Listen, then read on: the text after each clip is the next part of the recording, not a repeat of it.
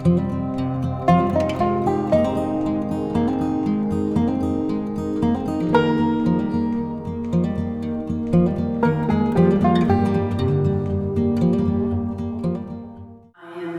Harvey. And I'm Natalie Schuler. And together we created the show Communion, which is based on shared interests that we have in the artist's role as a facilitator for healing and well-being. So when we first came together, we did not know each other at all. But when I saw Natalie's work from her website, I really liked it and really connected with it. And even though we have very different styles, I felt like this was going to work. I had really good feelings about it. Mm-hmm. Yeah, same. After visiting Shannon's work and seeing her processes and her, just felt like this very delicate and very unique approach to some very interesting themes in the work, because they all feel very like connected to like something deeper. Mm-hmm. Like I sense that she was searching for something deeper, and this work you really have explored that even further, which is really cool. Because like my work, I like to focus on going deeper and kind of exploring the unseen. Yeah, which totally resonated for me when I looked at Natalie's pieces, and while she had yet to create the work for the show, I actually found that really exciting because I had already, all my pieces were pretty much done, but it was really exciting to me. It was like, wow, I haven't seen what she's going to make yet for the show, and I know that process is one she'll talk about later, but yeah, they came out looking really amazing, so yeah. Thank you. Yeah, and then deciding upon the word communion to kind of like reintroduce it in a new way, outside of a religious context of a actual church environment, which I thought was really exciting, because being in communion with nature and being in communion with self is something that maybe we don't really think about. And our connection to both those things, I think that's why I felt really excited to use that word. Yeah, so I think that word communion, because it had been one I had been thinking about for a while, and the fact that we do associate it with Christianity and having sort of a religious sensibility about it, and yet the word itself is a word that can be used to describe your communion with nature, with each other, with yourself. So I really liked that. I definitely employ a lot of that in my work, where it's like a reclaiming of certain ideas or words that we might associate with one thing, but actually could be interpreted very differently. So I think we were both felt excited about that word as something that could kind of draw our pieces together. Yeah, I felt like there was like this strength to it that was, I think, supported us both really well. Yeah.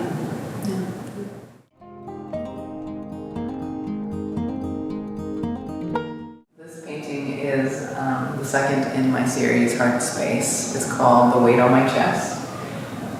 It came about to me in a vision. Sometimes during my day when I'm doing nothing related to art, I will sometimes get flashes of shapes and compositions. And this one in particular was really strong, and I'll talk you through the aspects of this piece. The focal point of here is this giant blue gradiated shape. It symbolizes the anxiety that I felt inside when I realized I didn't love myself, appreciate myself. It felt like it was squishing everything inside of me, which is this is why everything is kind of like moving up. Whereas this is kind of like the stability. This is the ground base. And so each color kind of resembles what is going, it's like what's inside at this time. It's like feeling tender, it's feeling like undeveloped. This green has mixed in with like brown, feeling very like, I'm really in a transition. I'm really realizing and awakening. So it's like there's a lot happening, but really subtly. The cream off-white here is very, it's kind of the symbolism for optimism and hope. Like there can be a shift. It's the closest to the anxiety, because sometimes that's what anxiety can feel like. It can feel like you feel hope, you feel excitement, but then, for me personally, but then there's also the layer of anxiety on top of it that is like the blanket. But for me, it's just one of the steps in like working with moving through those emotions and those feelings. The challenges to working with raw canvas are, there's so many, and I found that through the process of working with raw canvas in my other series, I just felt really, I really liked the challenge, and I really liked how it I kept growing with using it. And with this series, it felt even more, it made sense to use it because of the rawness of these emotions that I was feeling. And once basically a shape is chosen and committed to making, I have to carry it through. It's really hard to shift and change that shape, because it becomes really obvious that I have, altered it. So I have to really work with that, and there's times where I have to scrap a whole canvas because it's not simply me putting gesso over top of it or wiping away what I had. So it's really the process before I started painting is really crucial for the series success, because throughout the series, it's really, I found it like there's sometimes doubt. Like doubt really came through with these paintings, but the doubt. I kind of think the experience that I had with the doubt was also the doubt that I experienced when I was going through loving myself. It's like, what is this? I didn't even understand. I had this idea for this series last year. I just felt like I was ready finally to explore it. I think that we were in a time where people were really challenged with themselves. Like we were stuck in a pandemic, we were living at home, and we were basically dealing with ourselves, and we were in a place where being kind, being loving was difficult, because like how do we do that for ourselves? We can't provide that for anyone else. So I felt that this was a perfect time to really explore this. I think being able to revisit the emotions I felt during this process has helped me so much even more in trusting myself.